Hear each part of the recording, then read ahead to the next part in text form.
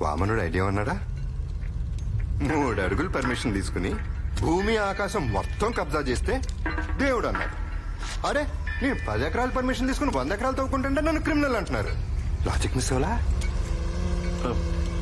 Sir మీరు పోతే మీ ప్లేస్లో ఇంకో ఎంప్లాయీని ఊహించుకోవచ్చు. అదే మీ మిస్సెస్కి